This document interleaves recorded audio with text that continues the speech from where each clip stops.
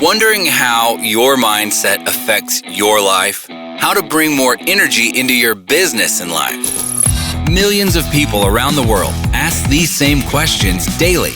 You are in the right place. Learn practices that will help give your life the meaning and success you've been searching for. Welcome to the Charge Podcast, teaching you how to create habits around real goals every day. Practical life advice from those who made it. Here's your host, Gary Wilbers.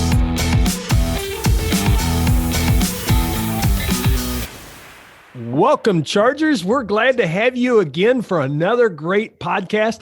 I love bringing different guests with different viewpoints so you get to learn from their experiences to adopt into your experiences. And that's why this podcast is Charged. Create habits around real goals every day.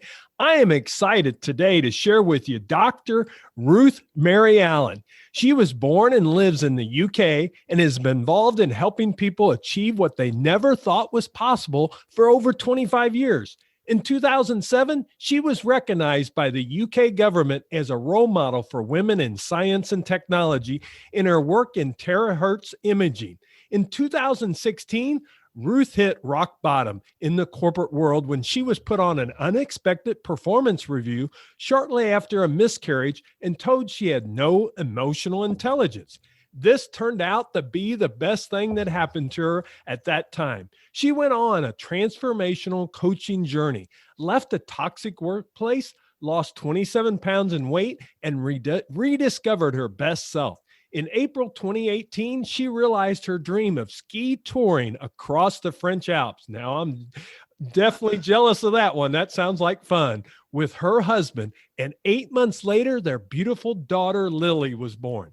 Ruth now helps business leaders who have lost connection with their best self win back time doing what they love with those they love by unchaining their pain, unlocking their secrets to greater mental clarity and performance, and optimizing their unique brain to unleash their full potential. Dr. Ruth Mary Allan is a certified brain health professional, high-performance coach, Havening Techniques practitioner, and she has helped people with a wide range of brain health challenges from ADD, anxiety, depression, grief, PSTD, phobias, birthing trauma, childhood abuse, domestic abuse, and traumatic brain injuries. Her clients around the world range from senior executives to young children, including military and emergency services personnel. Ruth has over 25 years of consulting, coaching, and mentoring experience. She loves the outdoors and is serving in the British Army Reservists and the military ski and mountain leader. Dr. Ruth Mary Allan, it is great to have you on the Charge Podcast. Welcome. Oh, Gary, thank you so much for having me. It's an absolute pleasure to be here.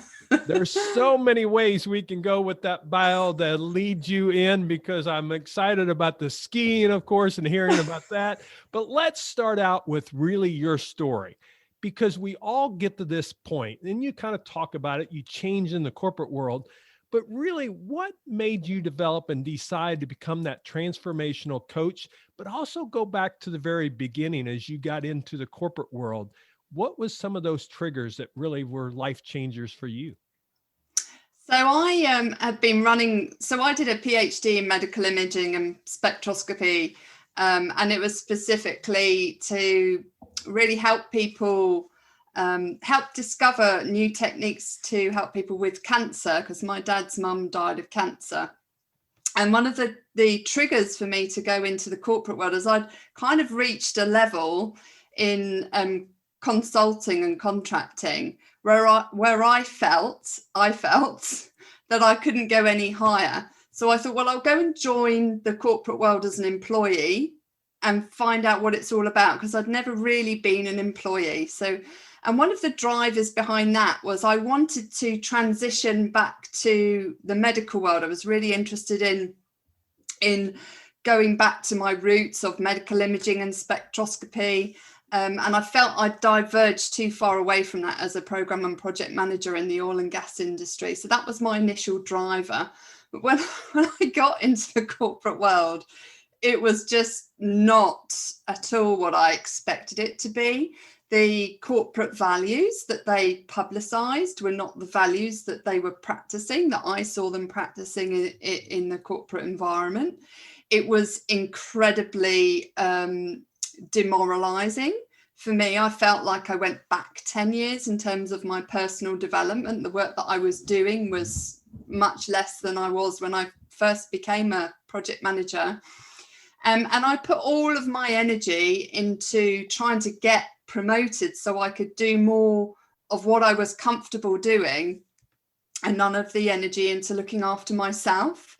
And so over the course of the year that led up to my performance review, I was putting in late nights, I was giving up family time, I was giving up military time. You know, my military commitments would give up personal development time, putting all of my energy into trying to achieve the targets that the firm set, the hard targets that they set for me, completely unaware of the soft targets that no one tells you about.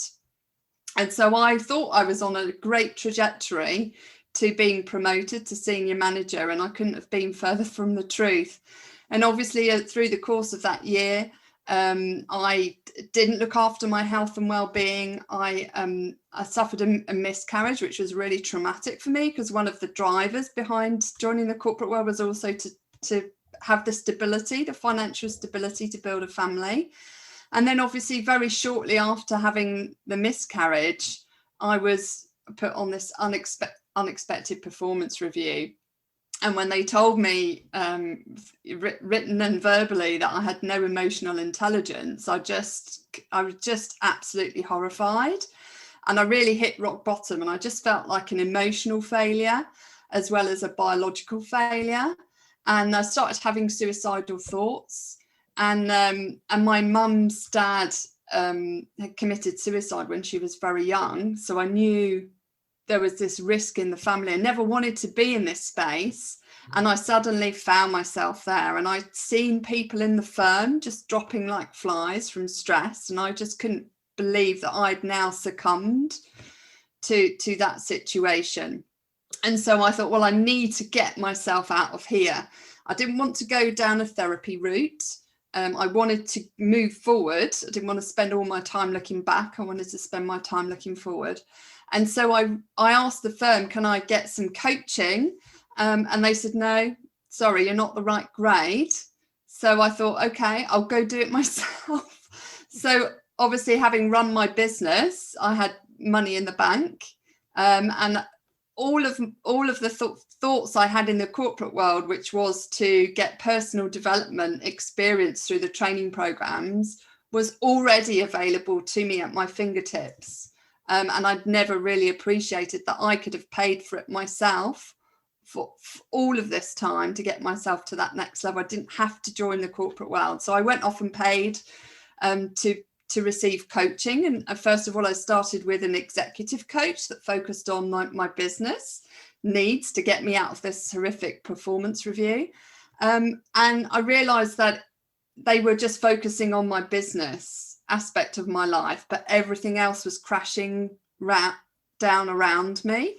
And so it wasn't right for me, because it was just focused on the business need and not my personal need. So I reached out to high performance coaching, got myself an emotional intelligence coach, realized it actually wasn't me. Wasn't just me. You did have some, right? I do have some, yeah. And it turns out that that's the last thing you would say to somebody if you really did have emotional intelligence, because it's all about understanding someone else's perspective.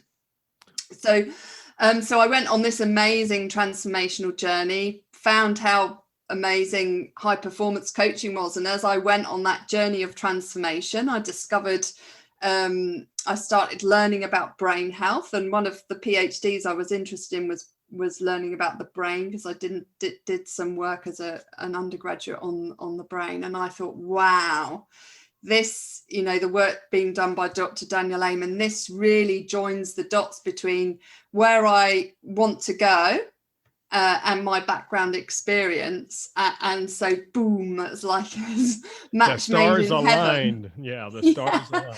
Yeah. And then as part of my commitment to high performance, I said to myself, I am going to get the fittest I've ever been in my entire life. And so within 7 months, I lost 27 pounds.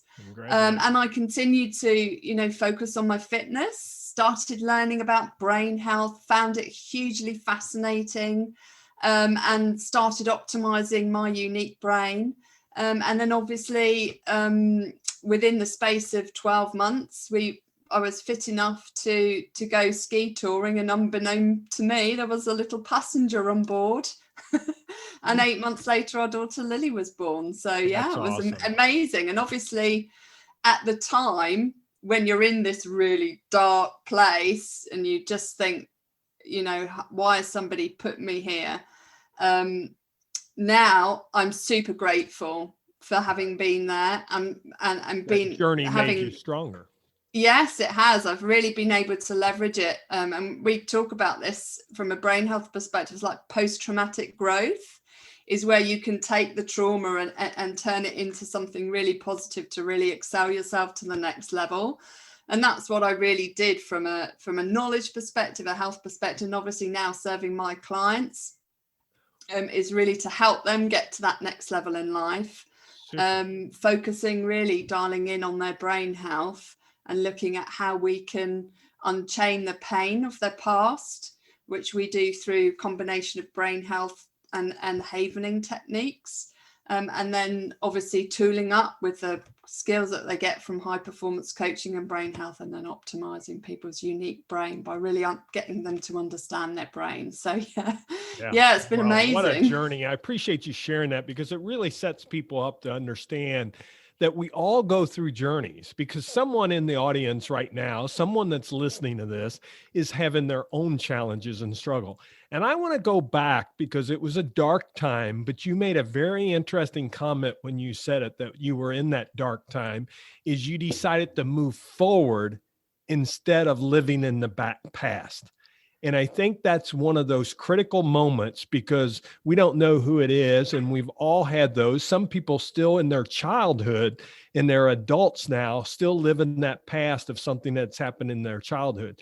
So can you share with us, what really made you decide I'm moving forward? Of course, some of your past history, I know that probably fit there, but what would you tell someone that they're still living in that past? They're worried about what's in the rearview mirror instead of looking forward. What would you share with someone that, how can they change that perspective? Yeah, so there's lots of ways you can change. So your past doesn't have to be your present, is the first thing.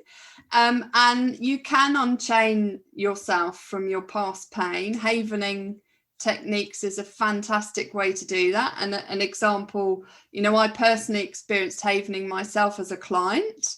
When I lost my dad in 2019 in September, I witnessed his sudden death. And I was there with my mum when his life support machine was turned off. And it was really difficult for me to get through that.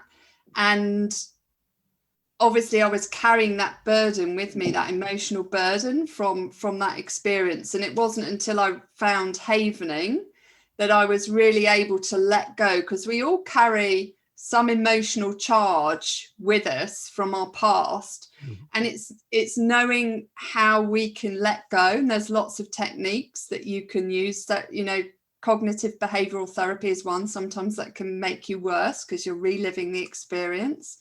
Havening is very similar to EMDR. So havening is a psychosensory technique that helps you generate calming delta waves in your mind that you have in deep sleep, actually. And if you're happy for me to go into this in a little bit more detail, Gary, I will. Give them more of the overview, though, if you would, because I really want to get in some of the brain stuff. No, that's okay. Yeah. So you can just let go of those unhelpful emotions with havening. And then obviously with that, you can then, once you've let go, because you kind of feel like a bungee sometimes to your mm-hmm. past, is we're basically snipping that bungee cord so that you can move forward. And the key thing for me is I didn't want something that would spend, like therapy, that would spend all of my time focusing on why I'm experiencing the pain. I wanted to get the tools necessary for me to move forward and let go of it. And really understand where I was at, get a baseline to where I was at, and then understand where I wanted to go and how I could get there. And that was really important to me, because we can wallow in our past. It's very easy to wallow in our past and focus on the negative rather than focus on the opportunity and the positive, to move ourselves forward. And that's what was really important to me, because history has happened. Yeah. But the future is there before you, and you can shape it how you want to shape it. And it's down to you. You don't have to let anyone else define your future other than yourself. Yeah. And that becomes the real key. And one thing we're going to share at the end, I've reviewed your website, and you've got some great tools and resources on your website. And that's one thing, if you're having these challenges, as I said, we're going to share that resource at the end here. So make sure you check that out, because it's easy, because too many people say, I'll just let it go. But you have to have some techniques, as you said, kind of tools, but we have to realize that we've got to move forward. I really want to get into this brain health side of it as a brain health professional, because number one, I'm interested in myself, knowing that, as humans, we're really only using a small percentage of our brain, and there's ways to bring our brain, make it stronger. There's things about what you talked about, health, just eating better, that allows that brain to really work for you in so many different ways. And I guess it's kind of interesting, because my daughter has the interest right now. She may change, but she's just going into her second year of college this fall. And she's talking about being in neurology, wants to be a brain doctor. And I think it's so interesting. So kind of tell me, what does it mean to be that brain health professional?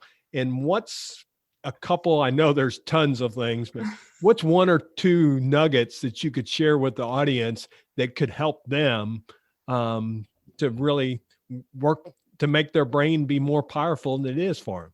Yeah, no problem. So brain health, your brain is the engine of life. So not your heart, your brain runs your heart. So your brain is responsible for everything you do, every decision you make, every action you take, everything. It determines how you feel. It determines as I said, your actions, your thoughts, your surroundings affect your brain.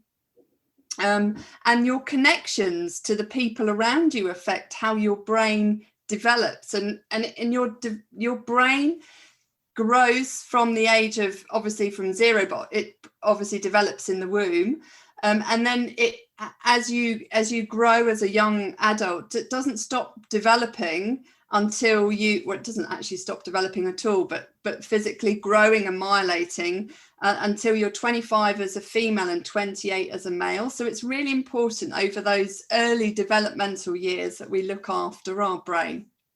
And so from a brain health perspective, I like to think of the 5 pillars of brain health. So the first one is checking in with your feelings. So we talk about, let's look at the facts. So this is my 5 pillars of brain health. So feelings, checking in with your emotions, not just how you want to feel, but how you actually are feeling, because your feelings determine the actions, the behaviors you adopt. So really important to check in with your feelings. The actions is the next one. A is for actions. So your behaviors that you're adopting, and that can be driven by your feelings and also your thoughts. The connections you have. So the C is for connections. So your connection to yourself, your purpose, your values and beliefs, and your connection to other people. And as we say, from a brain health perspective, if you want to get really healthy, surround yourself with the fittest person you can tolerate. Okay, so your connections are really important, particularly from a happiness perspective. And then your thoughts. So we're not just talking about the thoughts that we have, but the thoughts that we are not even aware we're having. So we call these automatic thoughts. And we often have automatic negative thoughts, or ants, that run around in our head. And they can really take control of our emotions. They can take control of our behavior. So it's really important we bring those ants to the fore and we understand how we can squash them. And then the next one is our surroundings, is to make sure that your surroundings are optimized to help you show up as your best self. And that could be simply things like, optimizing your workspace. It could be making sure that you take the time to go out and connect with nature, to recharge yourself. There's lots of things you can do, very simple things to optimize your surroundings. And then if we think about brain health itself and long-term brain health, there's 11 risk factors associated with brain health. And the first one is blood flow. Okay, so we know from studies done by the Allan clinics that blood flow is the number one predictor of Alzheimer's disease from a functional imaging perspective. And things that can affect our blood flow that people can obviously take action now: alcohol reduces our blood flow, caffeine restricts our blood flow, and sugar, so causes inflammation, has an impact on that. So really focusing on improving your blood flow, drink lots of water, reduce your alcohol consumption, reduce your caffeine consumption, stay hydrated. Yeah, I've got mine here. Okay, so it's really important. Our brain needs lots of water, and a small dehydration in our brain can have a huge cognitive impact. So there's a couple of things that people can do. So that's excellent. I appreciate you sharing it. Feelings, behaviors, connections, thoughts, your surroundings, they all make a difference. Now, someone is sitting there thinking, okay, what's this difference though between brain health and mental health? Okay, so mental health is very much around you becoming symptomatic with something that's been classified as a mental health symptom. So depression, anxiety, anything like that. Brain health looks at your whole brain. So all things from optimizing your brain, so making sure that your brain reserve is topped up, into symptomatic area, which can include ADD, which includes grief, which includes Alzheimer's disease, and all of the other cognitive impairment things that can happen to you, from stroke. There's a whole variety of problems that people can experience out with mental health. So brain health looks at your whole brain, and it doesn't label you with a symptom, which is what commonly happens with mental health. It looks at your organ, and it looks at helping you optimize your organ, which is your engine of life. So it doesn't diagnose you based on the symptoms. So often people go into the doctor with depression. They say, I think I've got depression. The doctor says, yeah, it looks like you've got depression, because they label them with the symptom depression, and then they give them antidepressants. That's not what we do from a brain health perspective. What we do is we look at what the symptoms are, and then we seek to uncover what the root cause is. So it's all about root cause analysis. And depression, there's 7 different types of depression, and depression can be caused by traumatic brain injury, for example, which they found from an NFL study of 161 players. 29% had traumatic history of depression, and that's obviously linked to brain injuries, very common cause of depression. And also Lyme's disease is a root cause of depression. And Lyme's disease is treated by antibiotics, not antidepressants. So until you get to the root cause of the problem, you can be treating people inappropriately. And I've had clients who've come to me with a variety of different brain struggles that common, the medical approach has missed, because they've not looked at the brain holistically from an integrated perspective. They've just looked at the symptom and sought to fix the symptom. Classic other things, people who,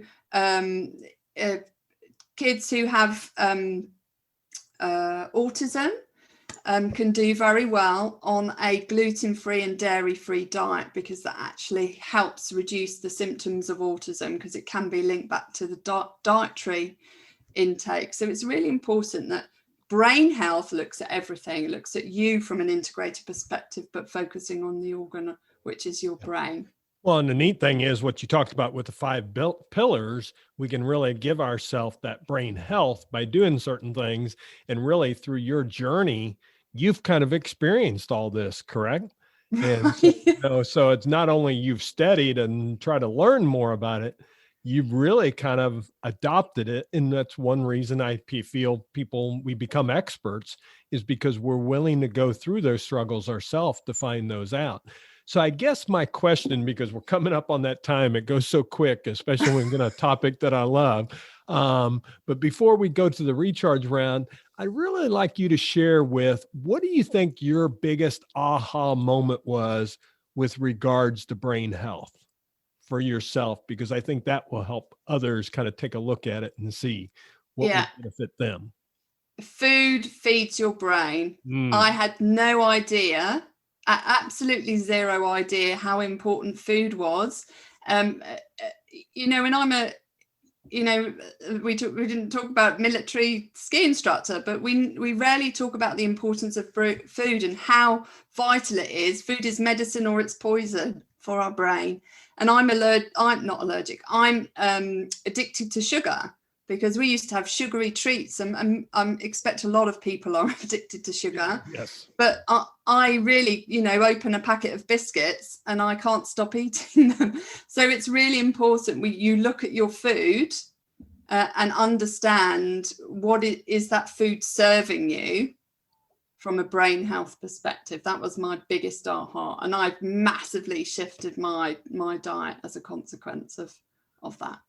Well, it's kind of interesting, because if we were speaking to a fitness instructor or a health professional on how can you really change your diet, and really, I hate the word diet because it's like it's really about changing your lifestyle.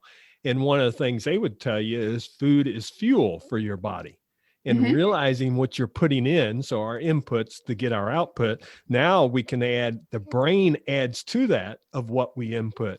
And, there's certain brain foods that are better than others. We all know that. And you can get a list that's out there, but that's one thing that you want to really take a look at. What are you putting in to really have that fuel? Because if you're doing the sugar thing in the morning, or a lot of caffeine, you're drinking 4 or 5 cups of caffeine every day to get through the day, it's affecting your brain. So now you're not as sharp, not as strong.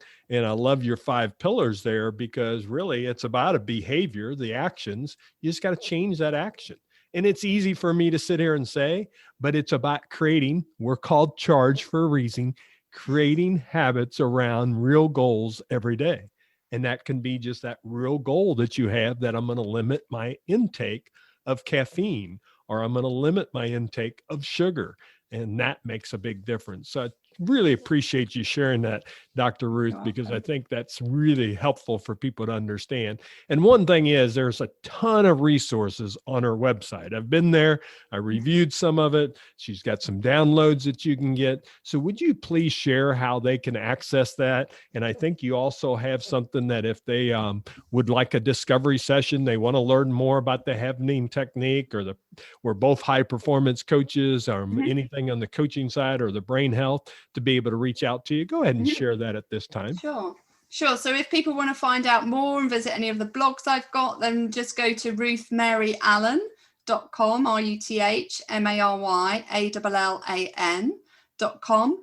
And if you want to find out more about the coaching programs that are available to you through myself, it's ruthmaryallan.com/apply, and you can apply and for a strategy session, and we'll find out what the right program is for you, depending on where you sit in the spectrum of optimizing your unique brain. Yeah. And I really we'll share that in show notes. So if you're exercising now, or cutting the lawn, or doing something active and you can't write it down, all of it will be in show notes. Just go to chargepodcast.com. We put all that information in show notes. So she has a lot of information there. Before we finish up, I have 3 what I call the recharge rounds. These are kind of the fast hit rounds, trying to get you to respond to questions that I ask every guest. So the first one, of course, is charge. Create habits around real goals every day. What habit has led to success in your life? So I think the habit that really helps me the most, and has helped me historically, is planning your day the night before. And I know we talk about winning, the morning routine is absolutely fundamental, But when you plan your day the night before, you're already setting yourself up for success. Cognitively, you've looked at what's important to you for the next day, and you're already priming your brain overnight. So plan your day the night before is really vital, and that's really helped me move the needle in my life. Excellent. Thank you for sharing that. Do you like going to the spa, Dr. Ruth? I do. Yeah, I do. Okay. Well, I have a philosophy called the SPA. It's called simple positive action that you take each day to move forward, to kind of achieve your goals, to accomplish what you want. What is your SPA that you would like to share with the audience? A simple positive action that you take every day. So I think simple positive action to take every day is make sure that you are time bounding the actions that you want to take within your day, so that you're creating this kind of low level pressure for yourself to get the job done. So focusing on I'm going to go when you're going to start that piece of work, and really trying to go as fast as you can. Like you mentioned, some people might be on the treadmill now, so deciding how long you've got and then just go for it. Excellent. Love it. How about the last one? Of course, you've had and you shared some of your biggest life lessons, but what would you say is your biggest life lesson, and what did you learn from it? So I think, there's lots of things that have happened to me in the past. People telling me I'm not good enough from a intelligence perspective, and I have a PhD from Cambridge. So my biggest life lesson is the only person's opinion that matters as to whether you can or can't do something is your own. Don't let anyone define what you are capable of. Boy, Dr. Ruth Mary Allan, we could drop the mic on that one, that you are determined, you are your compass. You are the one that guides your life, not other people, and not what other people said. And I'm so glad you shared that, because I think that's so important today to realize that we are in the driver's seat. And we have to realize that, not someone else, not something from the past, not to be that victim. I appreciate so much you sharing that. Share with them again before we go, your web address and where they can get any information that they would like to about you. Sure. It's ruthmaryallan.com is my website, and /apply if you want to apply for a strategy session to work with me. And she's on Facebook, Instagram, LinkedIn, Twitter. So all Ruth Mary Allan on there. So we'll have all those in show notes at chargepodcast.com. Please connect with her. A wealth of knowledge that I've gotten so lucky to meet.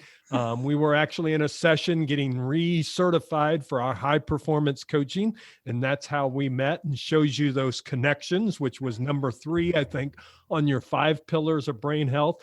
And I knew the knowledge she shared then, that I sent her a message and said, would you consider being on our podcast? Because I know the Chargers would love it, and you have not disappointed. So Dr. Ruth Mary Allan, I can't thank you enough for being on the Charge podcast. Oh, thanks, Gary. It's been an absolute pleasure. Thank you for inviting me. Chargers, all I'm going to leave you with today is you are in control of your life. You have the capability to make the change that you've been thinking about you want to make. Let's go ahead and get that done and move forward. And please share this podcast with others that may benefit from it, because what Dr. Mary Ruth Allan shared is really other people could really dig into and really make a difference in their life. So just hit the share button on this podcast on whatever app you're on, and you can send them a quick, easy text message, and it will have the podcast loaded in there. Again, we would love if you like and share the podcast with others and let them know about it, because that's how we keep growing each and every week. Thanks for joining us, and we'll be back here next week with another great guest. Thanks for joining us, Chargers. Make it a great day.